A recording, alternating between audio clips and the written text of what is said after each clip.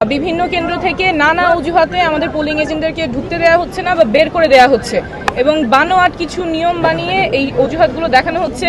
কাউকে বলা হচ্ছে যে আপনারা তো এখানকার ভোটার না, অথচ এরকম কোনো নিয়ম নাই যে পোলিং এজেন্ট হতে হলে এই আসনের ভোটার হতে হবে।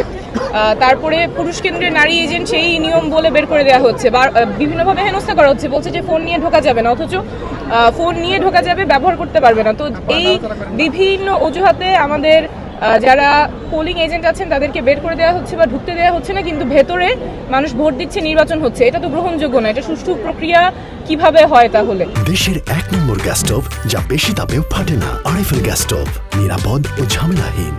এবং যখন আমি জিজ্ঞেস করছি নিয়মটা কিসে, তখন আবার ওনারা বলতে পারছে না। একটু আগে আরেকটা কেন্দ্রে গিয়ে আমার এটা নিজে সলভ করা লাগছে, কিন্তু আমি তো প্রার্থী হিসেবে গিয়ে প্রিসাইডিং অফিসারকে জিজ্ঞেস করতে পারবো না যে আপনি কোন নিয়মে কেন এই বানোয়াট অজুহাতে আমার পোলিং এজেন্টকে ঢুকতে দিচ্ছেন না বা বের করে দিয়েছেন। তো এটা তো কোনোভাবেই গ্রহণযোগ্য নয়। এবং যখন আমি জিজ্ঞেস করছি কোথায় নিয়ম, উনি বলছেন যে আমাদেরকে বলা হয়েছে। কে বলতেছে? ওনার ওইটা নামও উনি বলছেন না। তো এটা তো গ্রহণযোগ্য হতে পারে না কোনোভাবে। আমরা চাইবো যে সুষ্ঠুভাবে নির্বাচন হবে এবং এই যে বিভিন্ন অজুহাতে আমাদের পোলিং এজেন্টদের ঢুকতে দেওয়া হচ্ছে না, বের করে দেওয়া হচ্ছে, এটা কোনোভাবেই গ্রহণযোগ্য না।